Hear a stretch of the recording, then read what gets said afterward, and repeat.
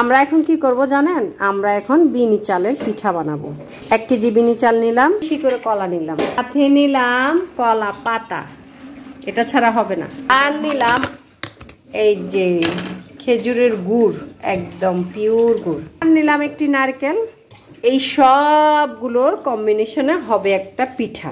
সবাই তো ভাপে দেয়, আমি দিব প্রেসারে, কারণ আমার পিঠাটা তাড়াতাড়ি হতে হবে। আপনাদের সাথে একটু পরেই আসছি, মাখা জোখা শেষ করার পরে।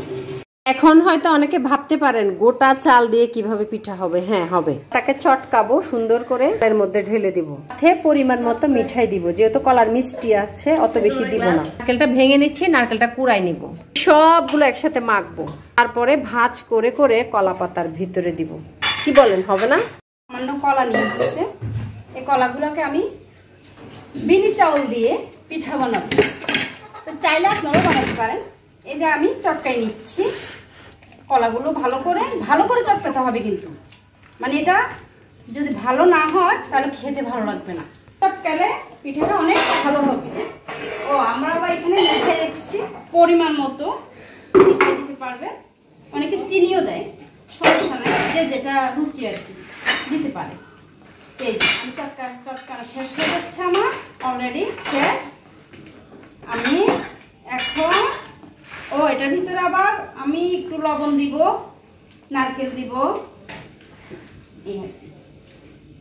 তো লাইক এবং কমেন্ট করবেন আর কি, আপনাদের কাছে এইটুকু চাওয়া আর কি। আমার হয়ে গেছে। এখন আমি এটার মধ্যে কি দিব,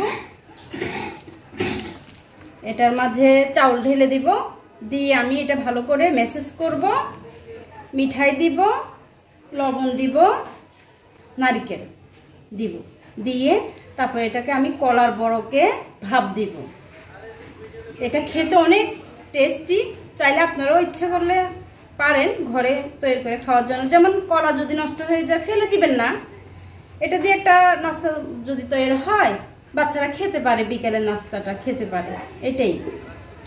আর চাইলে আপনারাও পারেন, অনেক কষ্ট নাই কিন্তু, একদম সহজ, মানে চাইলে পারেন, আপনারাও পারেন, এই আর কি।